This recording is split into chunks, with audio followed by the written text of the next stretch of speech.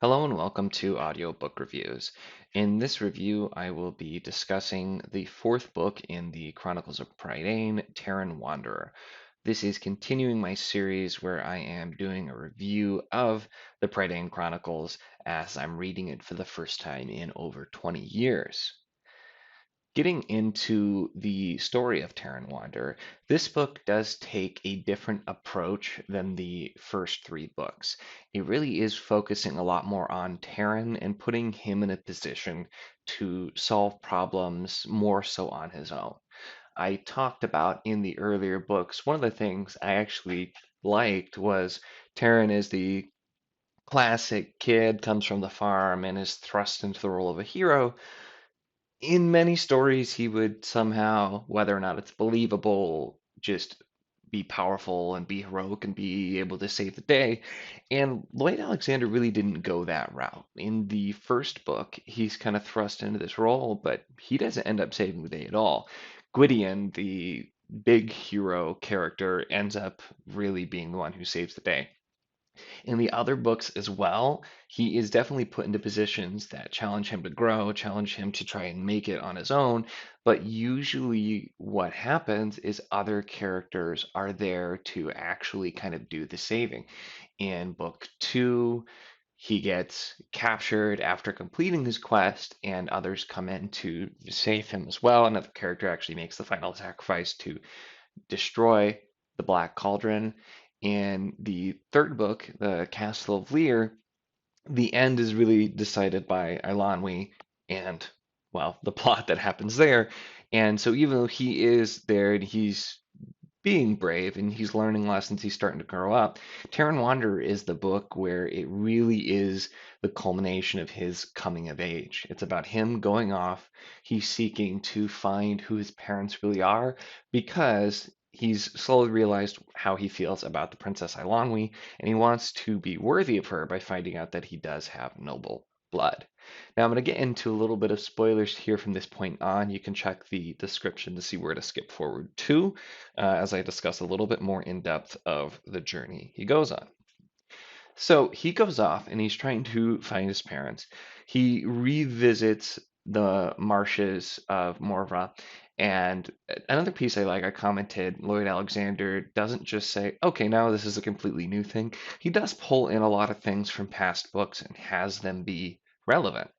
He goes and revisits these three enchantresses and is seeking to ask them and thinking he can maybe end his quest right off the bat, just ask because they can tell him.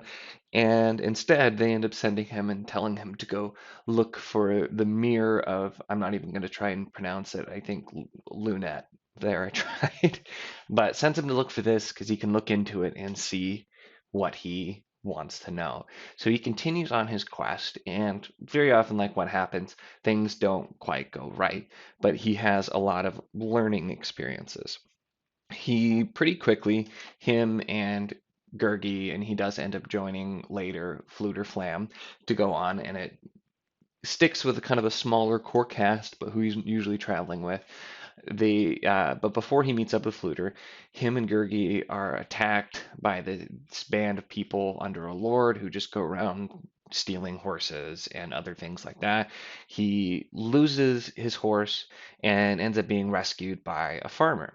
And it even specifically mentions he actually hasn't really met a lot of the, farmer, regular people. Most of his adventures have been with the royalty, the princes, the kings, etc.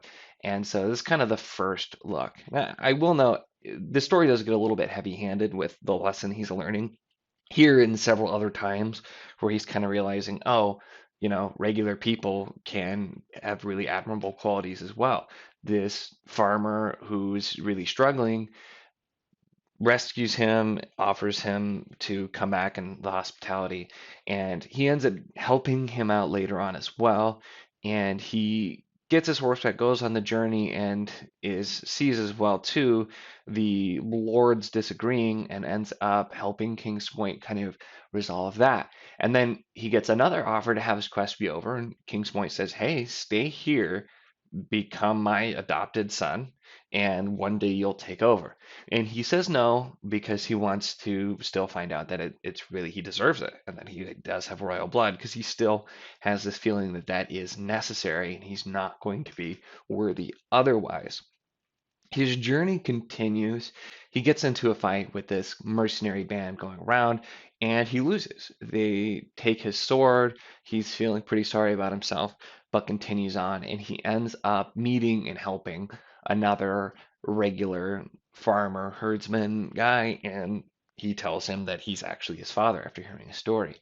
So he stays, and the whole time is learning to respect this man, but resenting him at the same time, because he still thinks that somehow by him not being a noble, he is not a worthy person, and he thinks he'll never be worthy, he'll never have Eilonwy. And it comes to the culmination of when the man he thinks is his father is in a situation where he may die. His first thought was, I'll be free, I can leave here and I don't have to stay. And he stays there for some time. And then he finally hits the note. He uses a horn to call the fair folk that he'd been saving. He only had one use of it, and he uses it to try and save this man, even after the man admits that he's not really his father. The man does end up dying anyway. Taran is, of course, saved, and he decides he's going to go wander and just doesn't know what he's going to do, and hence the title. He's not sure who he is, so he takes the name Taran Wanderer, and he wanders on trying to learn who he is, and goes over to the Free Comets where he wants to try to learn a trade. And he tries out some different trades and just thinks that they're going to be something great. He ends up smithing his own sword with a blacksmith, weaving his own cloak with a weaver, and finally gets to this master claymaker who had been mentioned previously in the book, and is trying to see if he can become a potter, and just finds he has a little bit of skill with all the things he's tried, but none of them are right. None of them is he actually able to do. And so once again, he despairs because he feels he'll never find who he's supposed to be. He ends up helping out a small village against the same mercenaries who he'd had a run-in with before, and then afterwards decides he is going to go back, try to find the Mirror of Lunette, and find out who he is. He gets there and does have a run-in really shortly after with the leader of the mercenaries. When he gazes in, the pool of water that was the mirror is destroyed, and he does defeat the mercenary and he leaves, but he realizes something.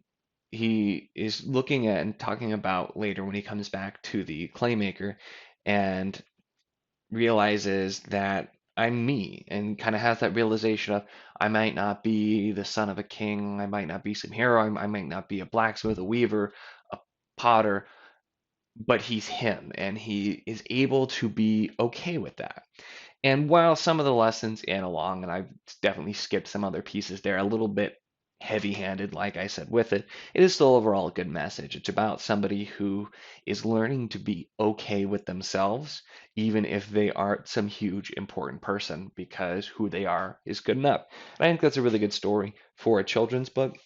Instead of saying he does somehow become a hero or he is the son of a king, all of that's too easy, and it's tropes that we see constantly. And so I am still so impressed that Lloyd Alexander, despite how old these books are and how long ago they came out, where even if they used some of the tropes, it would have been early on and might have been forgivable, but Alexander still doesn't take the easy way out and incorporates the lessons instead that are applicable to real life, which is a really nice thing to see in a children's series.